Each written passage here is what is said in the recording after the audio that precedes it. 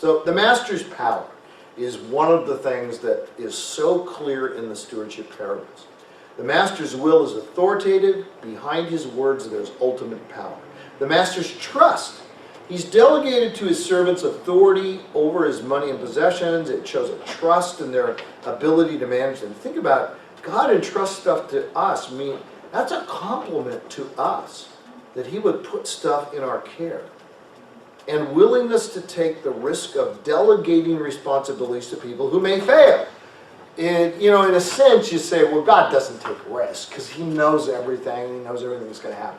But I mean in the sense that, doesn't God, when he delegates responsibility to us, which he does all the time, I mean, he's delegated world evangelism to us. He's delegated feeding the poor to us. He's delegated the churches to human beings. He's delegated everything in this world to us. And yes, he still sovereignly works, and he's a God of providence, and he works behind the scenes, and he does miracles. But let's face it, he's put a great deal into our hands, and not just material things, which is remarkable. His expectations. The master has high expectations of his stewards. He's not easy, but he's fair. He has every right to expect his stewards to do what he's told them. Now that goes against the grain of our independent thinking. You know, I did it my way. There's a song about that. The master's temporary absence. That's a theme in the parables. The master is away for a season. The relationship is long distance. Consequently, there is delayed accountability. Now, if you're working in an office and you've got a boss, how many of you work somewhere where you have a boss? How many people have a boss? Okay. All right. So when the boss is nearby and you do something like you destroy a piece of equipment, or you failed to do what you should have done, or you're supposed to clean up and it wasn't clean, or something was supposed to be mailed and it wasn't mailed out, you hear about it real quick. They see it immediately. But in the parables, we see the master going off somewhere, and then nobody knows the day or the hour when he's going to return. This is like the Christ was here, and then he's gone, and then he's going to come back. He's going to return. Well, of course, the fact is, lo, I'm with you always, even in the end of the world. And he indwells us. He's with us. He's not only with us, he's in us, always.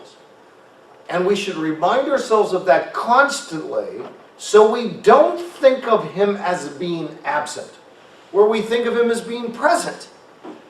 But there is a return of Christ, or he either comes to us in his return, or we go to him in our death. So far, everybody has always, who's known him, has always gone in their death.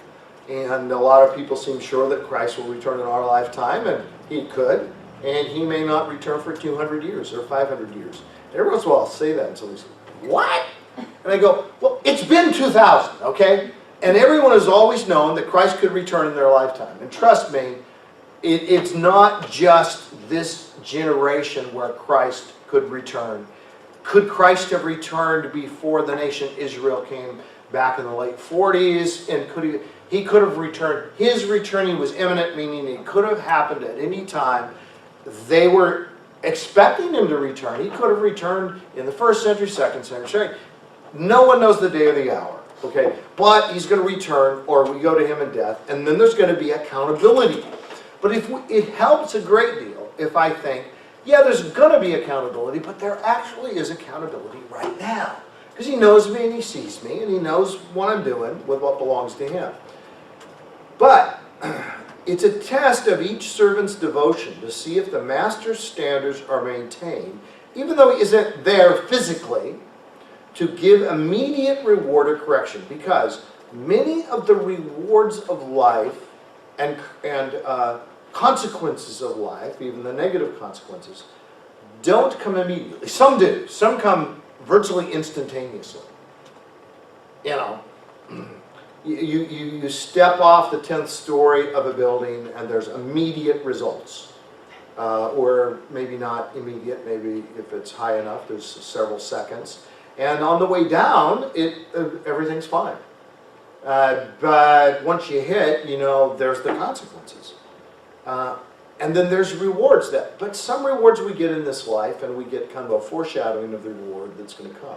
The master's imminent return, the master will come back, and maybe sooner, maybe later, but he could return anytime, and likely when least expected. That's a common thing. Hey, have you ever been in a situation like where you were house sitting for somebody, and then you got the phone call saying, hey, we came into town 5 hours early, or we were going to come back tomorrow, but now we're actually here today, and you're not even, you're scrambling, you're going, I gotta clean up, because I wasn't going to just keep it clean all the time when they're gone, because I thought I wasn't going to come back till tomorrow. Well, that makes a big difference. The master's generosity. He has the right to expect the servant to do what he commanded without reward, yet the master graciously promises a reward and promotion to his faithful stewards. The master's strictness. The master's instructions were reasonable. He's not one to accept excuses. You get that in several of the parables. The servants know his high standards. They shouldn't presume upon his grace by being lazy and disobedient. The master will take away whatever reward he would have given the servant who is unfaithful. You get loss of reward not just in 1 Corinthians 3 where we saw it, you get it in the stewardship parables, remember? Even what you have will be taken away. Even what I've given you 1 talent, I'll take even that away. But if you've been faithful with your talents, no matter what the number of them, then you'll be rewarded. He will discipline the servant for poor stewardship.